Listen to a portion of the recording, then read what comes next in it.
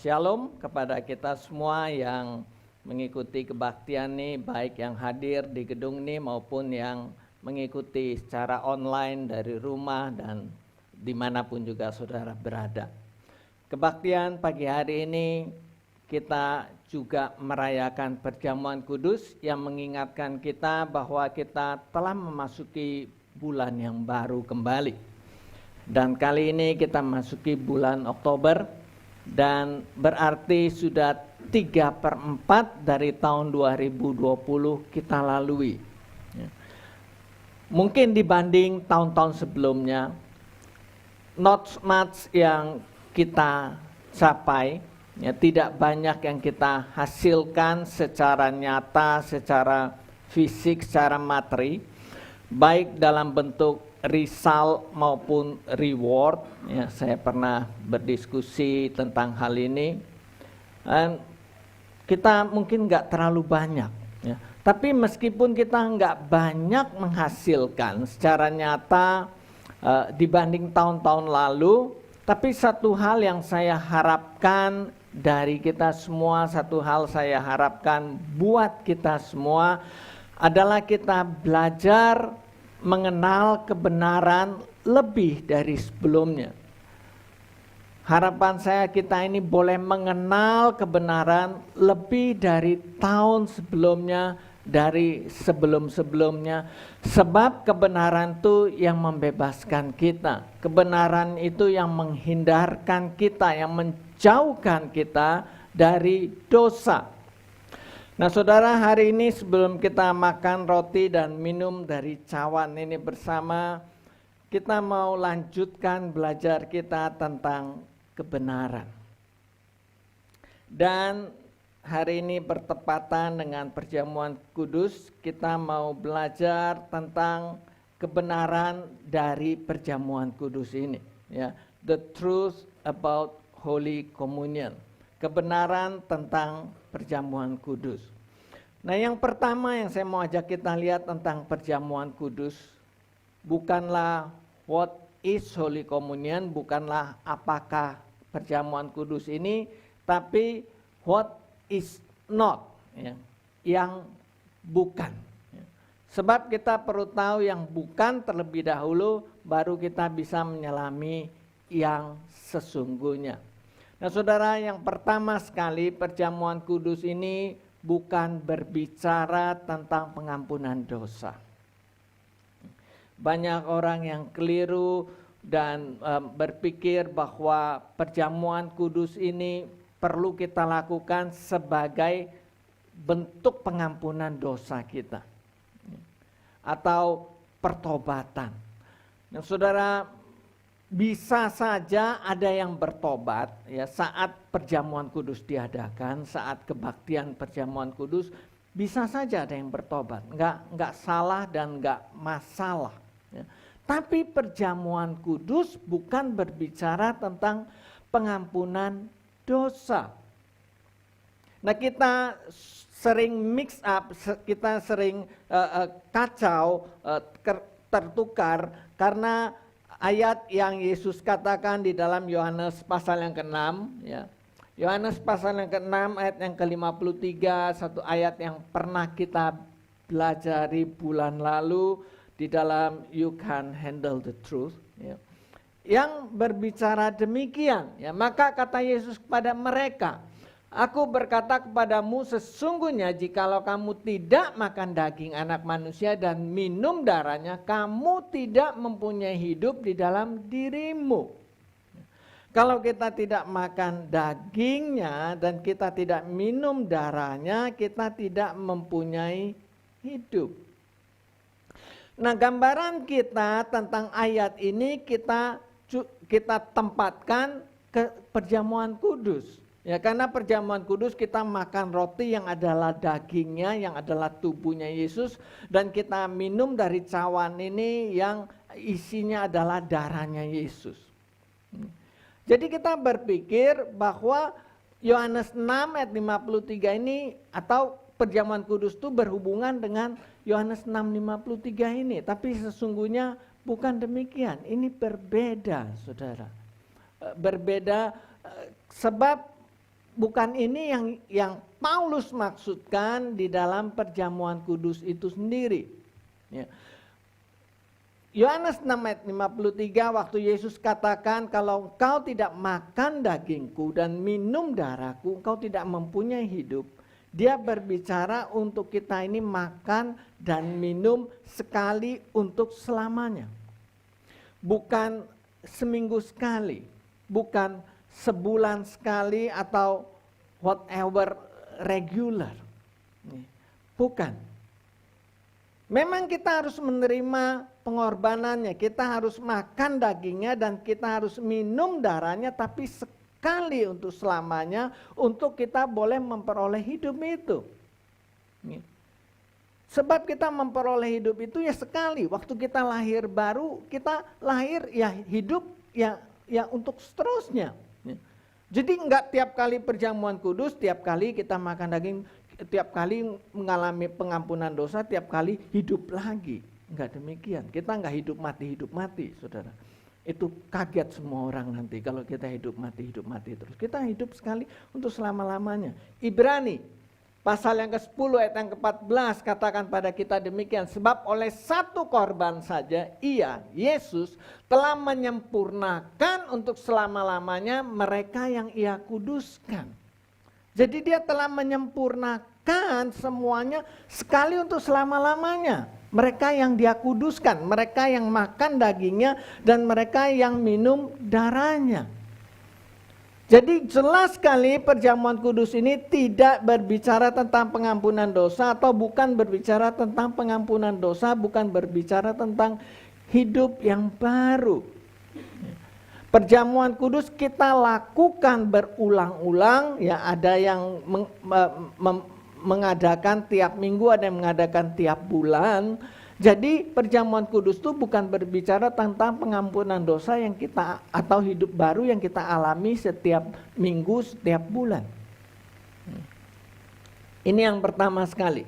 Perjamuan kudus bukan berbicara pengampunan dosa, bukan berbicara hidup yang baru.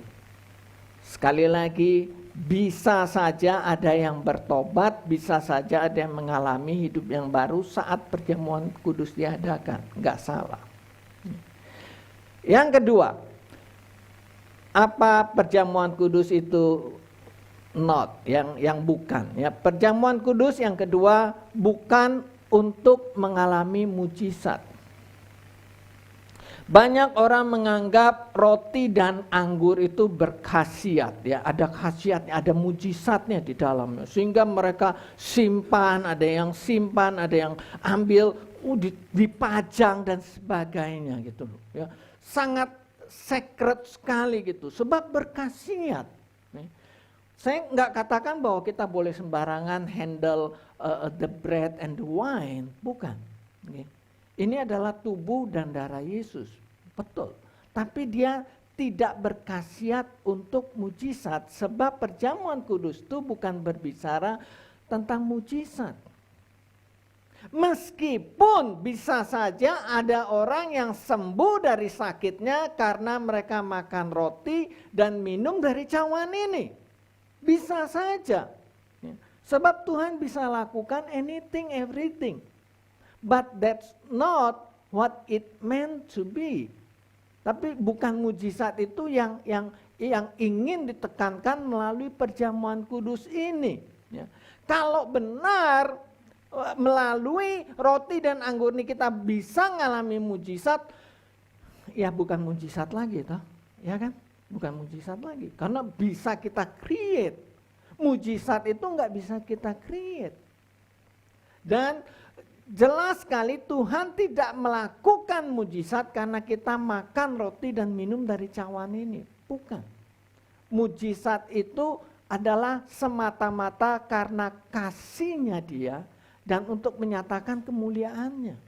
It's not because of karena kita, karena kebaikan kita, karena kita makan, karena kita minum. No, has nothing to do. Ya. Kalau kita melihat mujizat yang terjadi di dalam Alkitab, kita akan melihat bahwa bukan karena orang tersebut, ya, karena baiknya, karena whatever, ya, Yesus melakukan mujizat, tapi hanya karena kasih-Nya. Nah, di dalam Alkitab tercatat Yesus beberapa kali mengadakan mujizat menyembuhkan orang buta. Salah satu dicatat di dalam Matius pasal yang ke-20. Dan kemudian ayat yang ke-34 katakan demikian, maka tergeraklah hati Yesus oleh belas kasihan, lalu ia menjamah mata mereka dan seketika itu juga mereka melihat lalu mengikuti dia. Yesus melakukan mujizat bukan karena mereka makan roti dan minum dari cawan ini. Yesus melakukan mujizat bukan karena mereka makan dagingnya dan minum darahnya. Yesus melakukan mujizat, Yesus menyembuhkan orang-orang buta ini karena apa? Belas kasihan. Karena kasihnya dia.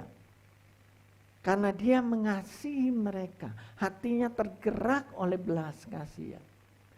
Dia sembuhkan mereka dan mujizat terjadi. Kemudian pada kali lainnya Yesus menyembuhkan seorang buta lainnya. Saudara bisa baca kisahnya di dalam Yohanes pasal yang ke-9. Tentang orang yang buta sejak lahir. Kita sudah tahu ceritanya, saudara bisa baca sendiri bahwa orang buta ini kemudian celik, ya, melihat. Dia mengalami mujizat. Nah, murid-muridnya itu bertanya kepada Yesus, salah siapa, dosa siapa orang ini menjadi buta? Yesus katakan demikian, bukan dia dan bukan juga orang tuanya. Tetapi karena pekerjaan Allah harus dinyatakan di dalam dia. Orang ini disembuhkan, mujizat terjadi bukan karena salahnya dia, bukan karena salah orang tuanya, bukan karena dia makan roti dan minum dari cawan ini, bukan karena orang tuanya makan roti dan minum dari cawan itu, tapi semata-mata karena pekerjaan Tuhan itu harus dinyatakan, karena kemuliaan Tuhan itu harus dinyatakan. Jadi kita melihat bahwa mujizat itu terjadi semata-mata hanya karena belas kasihan Yesus, belas kasihan Tuhan, dan untuk menyatakan kemuliaannya dia. Bukan karena makan roti dan minum dari cawan ini.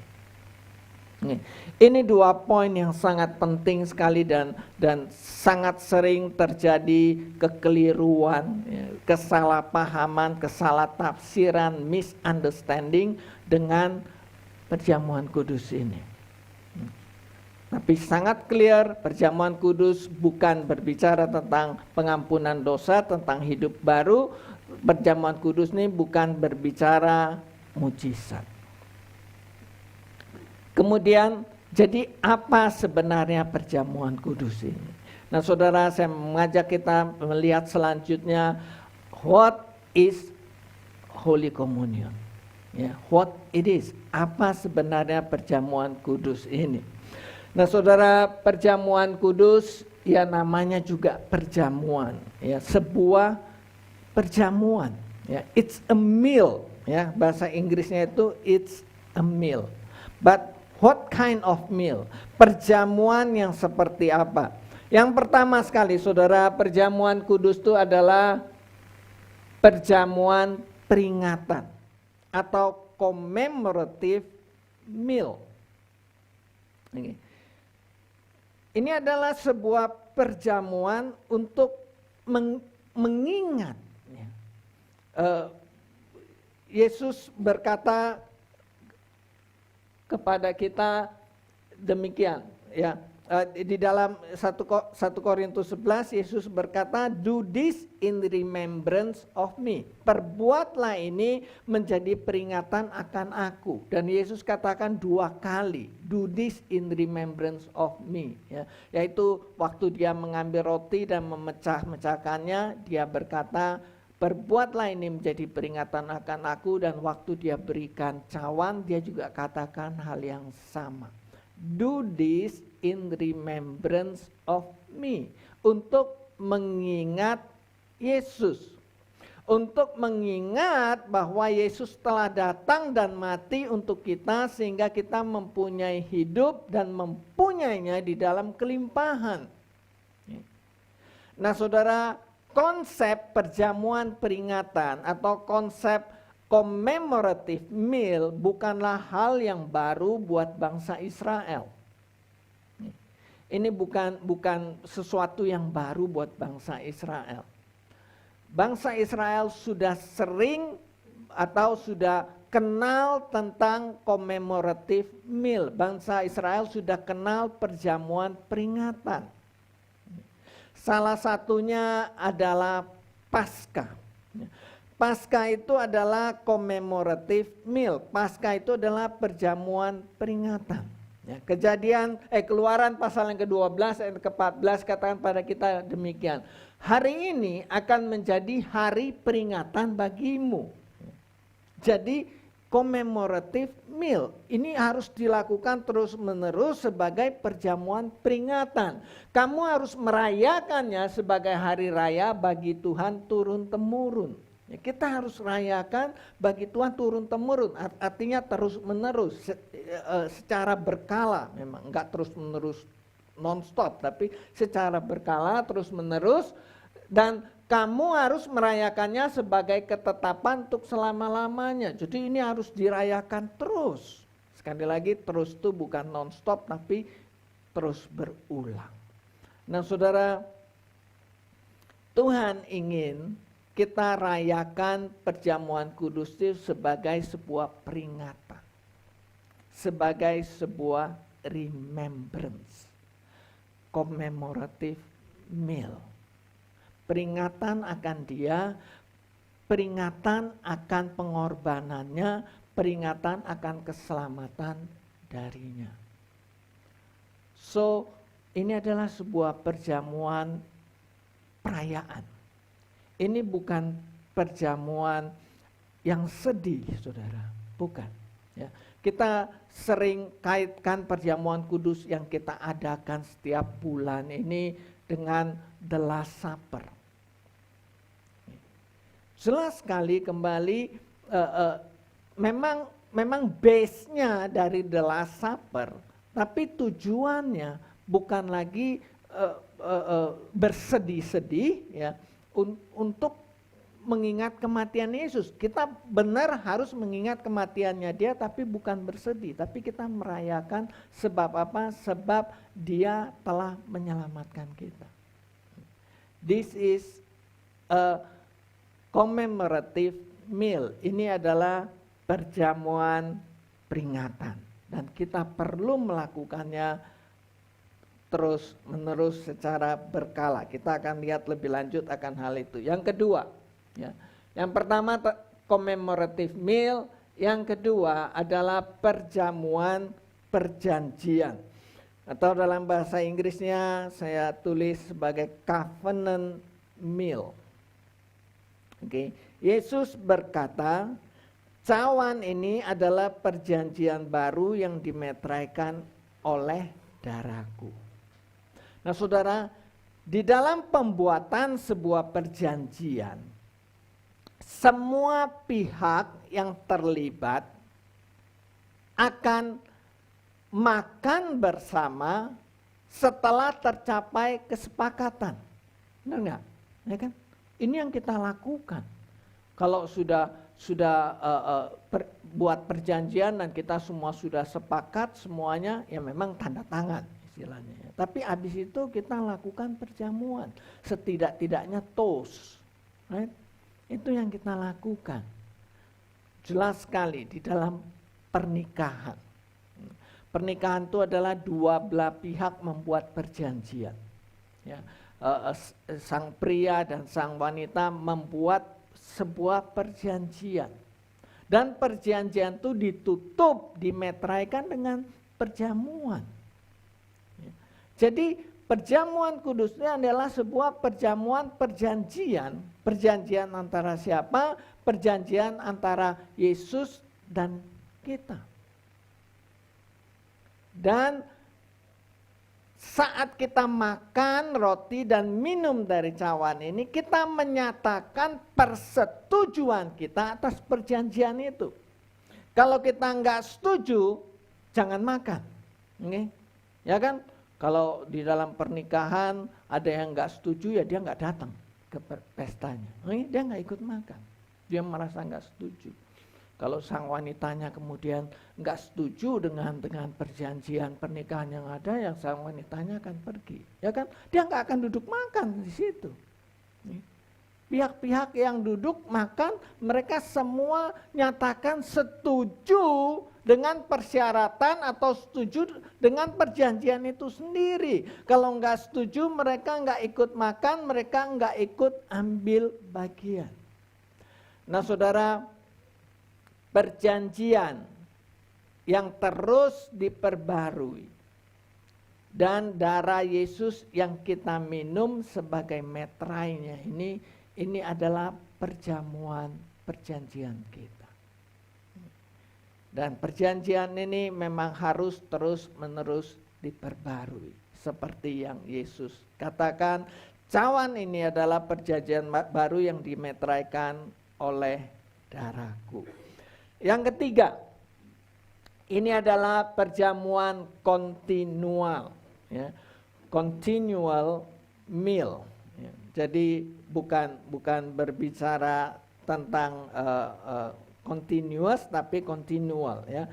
Di dalam 1 Korintus 11 ayat 26 dikatakan, setiap kali kamu makan roti dan minum cawan ini, setiap kali kamu makan roti dan minum cawan ini. Ya.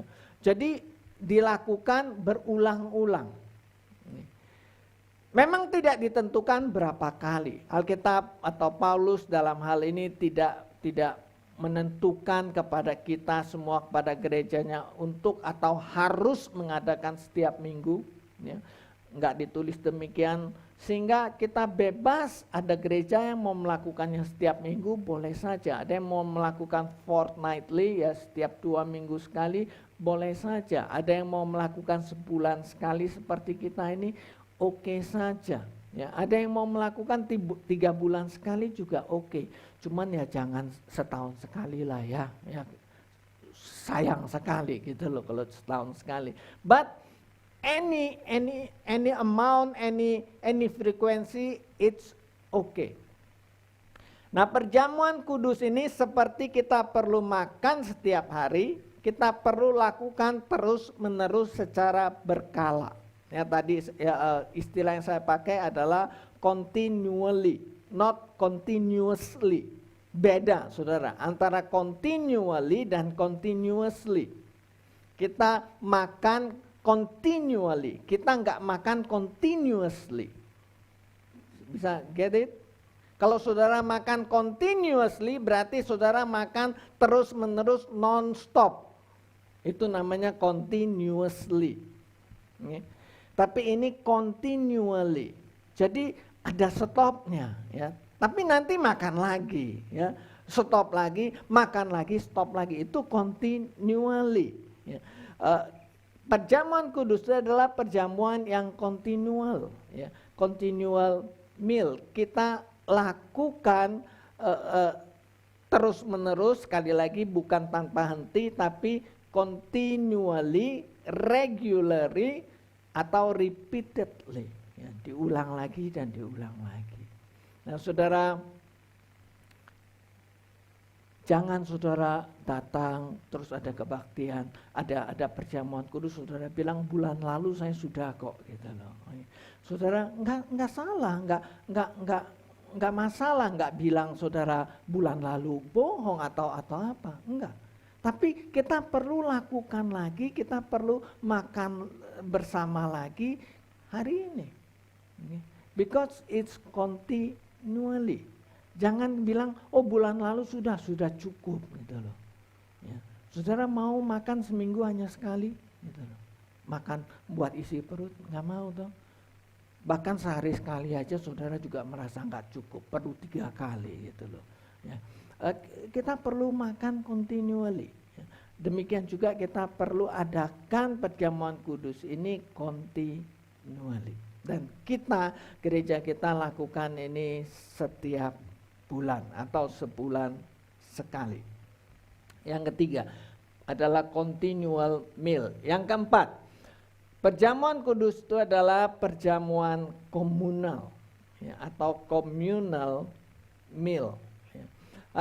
Kita lihat di dalam 1 Korintus pasal yang ke-11 dari ayat yang ke-17 sampai yang ke-22 yang berbicara tentang perjamuan kudus di gereja mula-mula, ya, pada jemaat mula-mula. Nah, Saudara, kalau kita lihat konteks yang ada di dalam 1 Korintus 11 ini, perjamuan kudus itu bukan makan roti secuil, ya, dan minum anggur setengah teguk. Seteguk aja nggak ada, ya kan? Tapi itu yang kita lakukan sekarang ini. Saya nggak katakan salah, tapi kita perlu tahu background dari perjamuan kudus yang dilakukan oleh gereja atau jemaat mula-mula. Mereka melakukan perjamuan kudus ini bukan makan roti secuil dan minum anggur setengah teguk. Tapi mereka mengadakan perjamuan kudus ini sebagai sebuah perjamuan, sebagai sebuah pesta makan full meal bersama.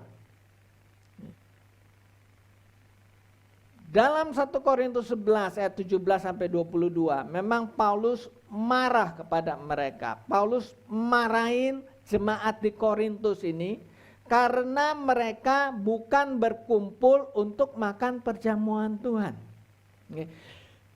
Di dalam 1 Korintus 11 ayat 20, ya, Paulus berkata demikian, apabila kamu berkumpul, kamu bukanlah berkumpul untuk makan perjamuan Tuhan.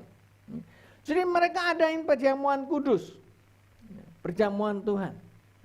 Tapi mereka datang bukan makan perjamuan Tuhan itu. Kenapa Paulus katakan demikian? Ayat 21. Sebab pada perjamuan itu tiap-tiap orang memakan dahulu makanannya sendiri, sehingga yang seorang lapar dan yang lain mabuk.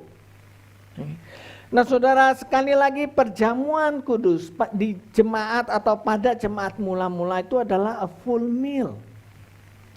Mereka datang, mereka makan bersama perjamuan Tuhan ini.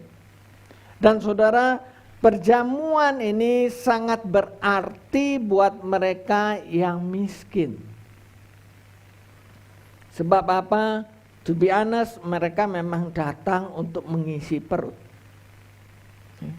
But that's the way they live, ya kan? That's the way jemaat yang mula-mula itu hidup, ya. Mereka share everything, Alkitab katakan, ya kan? Atau mereka bahkan kasarnya jual apa yang mereka punya untuk dibagi-bagikan kepada yang lainnya. Nah, kita lihat bahwa mereka share termasuk makanan ini, sehingga perjamuan yang sesungguhnya itu adalah ya memang makan bersama, itu perjamuan kudus atau perjamuan Tuhan. Tapi ya, di jemaat di Korintus ini pada saat itu Paulus marah karena mereka berkumpul bukan untuk makan perjamuan Tuhan, karena mereka begitu datang, ada yang datang duluan, mereka makan dulu sekenyang-kenyangnya, bahkan makan sampai habis sehingga ada yang kelaparan, dan sebagian lagi minum sebanyak-banyaknya sehingga mereka jadi mabuk, Paulus katakan. But we see that Holy Communion is a communal meal. Perjamuan komunal. Memang Paulus kemudian katakan ayat 22. Apakah kamu tidak mempunyai rumah sendiri untuk makan dan minum, atau maukah kamu menghinakan jemaat Allah dan memalukan orang-orang yang tidak mempunyai apa-apa? Apakah yang kukatakan kepada kamu memuji kamu? Dalam hal ini aku tidak memuji. Oke. Jadi memang perjamuan itu diadakan untuk supaya mereka yang tidak punya apa-apa bisa ikut makan. So, perjamuan kudus itu adalah sebuah perjamuan komunal. Kita makan bersama. Ya, memang kemudian gereja semakin besar, ya. Gereja semakin banyak orangnya, semakin banyak jemaatnya. Mungkin seperti gereja-gereja terutama di Indonesia yang kecil saja sudah 300 orang itu masuk kecil, ya kan. Gereja yang sedang tuh 1.000, 2.000 orang, gereja yang besar 10.000, 20.000 orang, kebaktian di stadion. Kalau mesti siapin makanan seperti jemaat mula-mula ya kewalahan. Ya. Akhirnya cuma dibagi seorang secuil aja lah. Gitu. But remember, the idea enggak seperti demikian. Itu sebabnya kita perlu ingat akan hal ini. Waktu kita makan, kita perlu ingat akan orang lain. Bahwa kita harus share ini. Kita harus share roti ini. Kita harus share anggur ini. Minuman ini dengan yang lainnya. Karena it is a communal meal. Ini adalah perjamuan komunal. So, perjamuan kudus atau Holy Communion itu berbicara tentang perjamuan peringatan, berbicara tentang perjamuan perjanjian, berbicara tentang perjamuan kontinual, dan berbicara tentang perjamuan komunal. Yang kelima, perjamuan kudus itu berbicara tentang perjamuan kontemplatif. Saya tidak ketemukan kata yang sehari-hari untuk kontemplatif ini. Kontemplatif ini berasal dari bahasa Inggris ya, contemplative meal. Dan saya cek di dalam bahasa Indonesia kata kontemplatif di dalam bahasa Inggrisnya sudah diindonesiakan dengan kontemplatif. Sini ada yang tahu arti kontemplatif? Ya, enggak. Kontemplatif itu kalau bahasa sehari-hari itu artinya perenungan. Perenungan, merenungkan. Ya. Nah saudara, di dalam 1 Korintus pasal yang ke-11, ayat yang ke-28, ya, ayat yang selalu saya bacakan di dalam perjamuan kudus itu berkata demikian. Karena itu hendaklah tiap-tiap orang menguji dirinya sendiri dan baru sesudah itu ia makan roti dan minum dari cawan ini. Nah saudara, perjamuan kudus ini adalah perjamuan kontemplatif. Perjamuan di mana kita menguji diri sendiri. Menguji diri sendiri di sini ini bukan berbicara tentang dosa kita. Sebab sekali lagi perjamuan kudus ini bukan berbicara tentang pengampunan dosa, ya kan? Ya. Jadi bukan menguji sendiri dalam pengertian dosa, tapi take time, ambil waktu untuk merenungkan tentang hidup kita ini. Apa yang sudah kita lakukan dan apa yang sudah Tuhan lakukan untuk kita. Apa yang sudah Tuhan lakukan di dalam hidup kita dan melalui hidup kita ini. It is a contemplative meal. Perjamuan kudus ini adalah perjamuan kontemplatif. Dan kita harus tahu, kita harus renungkan bahwa it is not us. It is not what we do. It is not what we have done. But it is Him and His work in and through us. What we are today adalah karena Dia. Okay. What we are. Kita bisa seperti kita sekarang ini, hari ini adalah karena Dia. Semua yang kita punya hari ini adalah pemberiannya Dia. Nah saudara, waktu kita mengadakan, waktu kita makan roti dan minum dari cawan ini, kita perlu renungkan akan hal ini. Bahwa semuanya adalah karena Dia, semuanya adalah pemberiannya Dia. Dan kita perlu naikkan syukur kepada Dia. It is a contemplative meal. Tuhan mau kita merenungkan tentang hidup kita, not necessary tentang salah dan benar, tapi justru tentang apa yang telah Dia lakukan di dalam hidup kita dan melalui hidup kita ini. Perjamuan kudus. Ya, oke. Sudah 5, yang kelima itu adalah kontemplatif. Yang keenam, perjamuan kudus itu adalah perjamuan penyatuan. Ya. Atau communion meal. Ya, di dalam bahasa Inggris kita kenal perjamuan kudus itu sebagai Holy Communion. Apa maksudnya communion ini? Communion itu artinya sharing and exchanging of intimate thoughts and feelings, especially on a mental or spiritual level. Ya.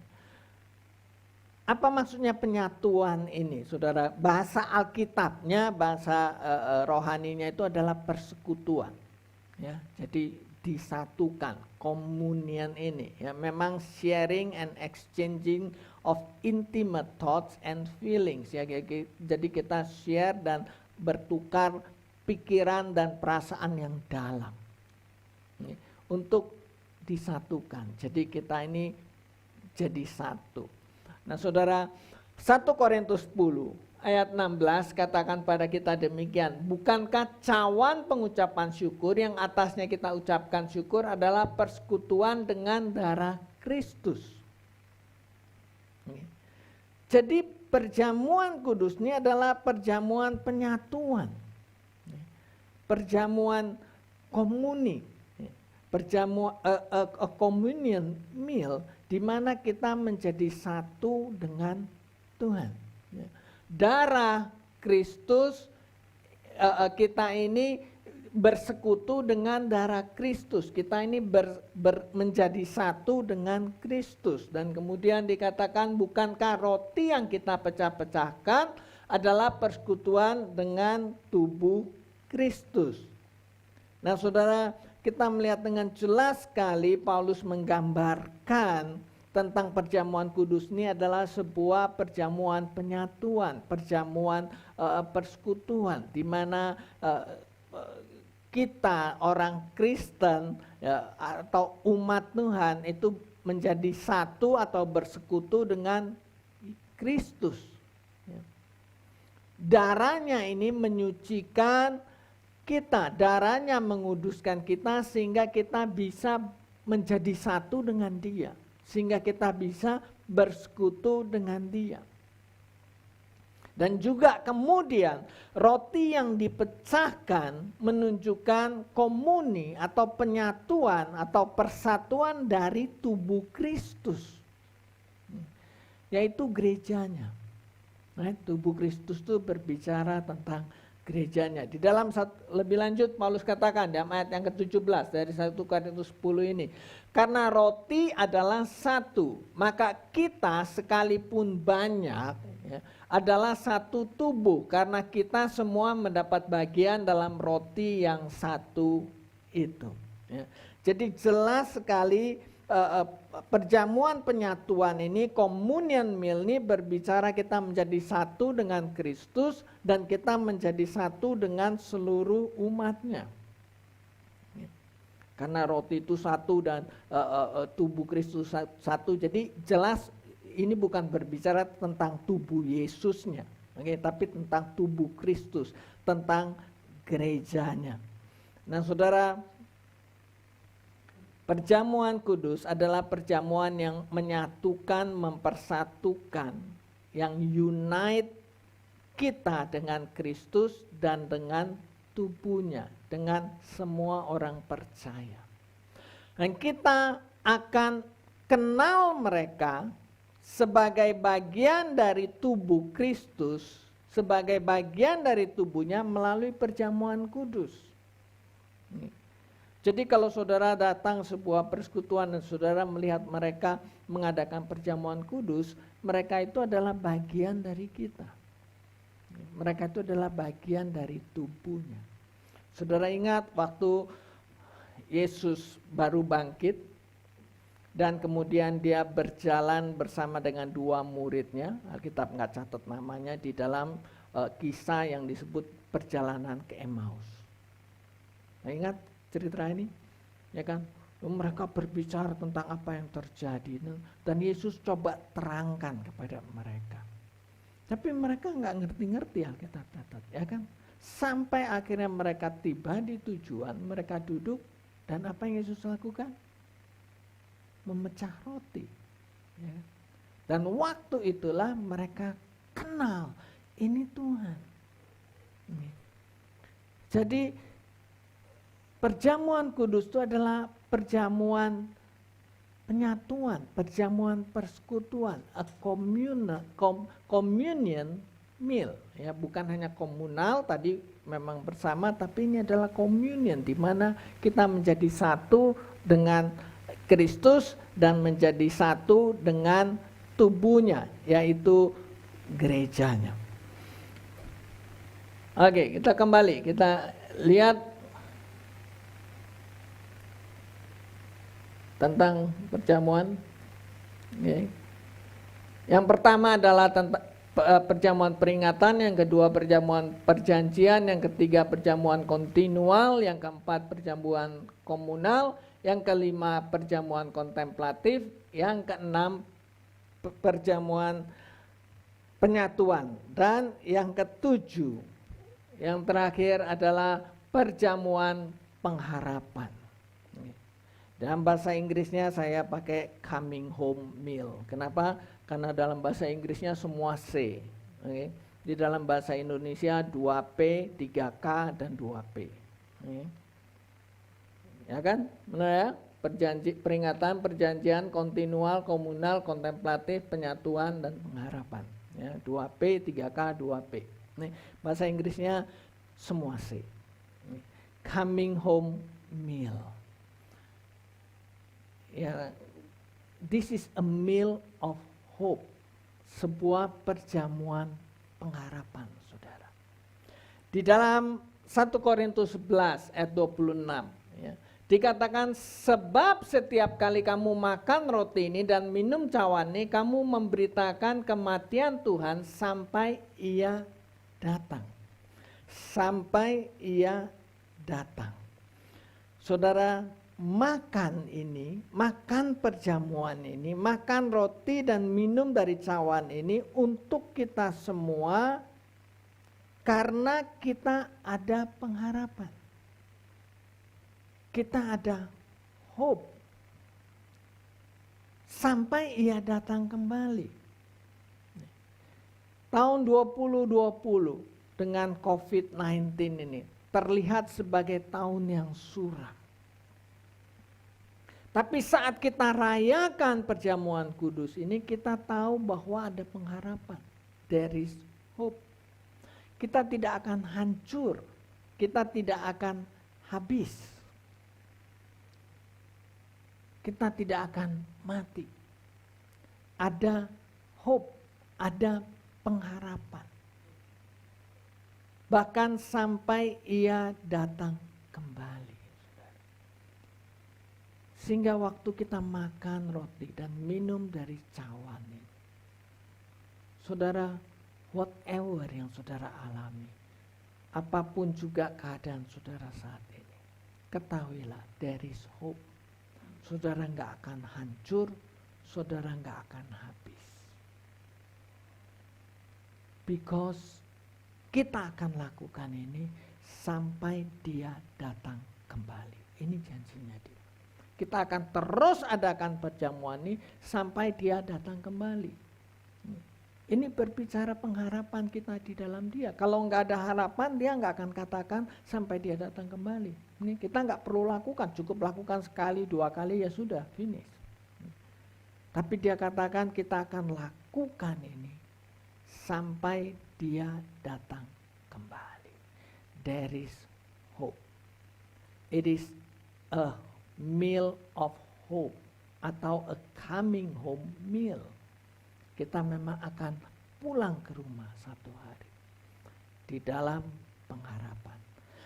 Tapi jangan lupa saudara, untuk beritakan pengharapan ini kepada semua yang membutuhkannya. Ini dikatakan ayat ini, kamu memberitakan kematian Tuhan sampai Ia datang. There is hope, dan kita harus beritakan hope ini kepada semua orang. Melalui perjamuan ini kita punya hope dan kita akan beritakan pengharapan ini kepada semua yang membutuhkannya. Dan jelas semua ini adalah semua, ya kan?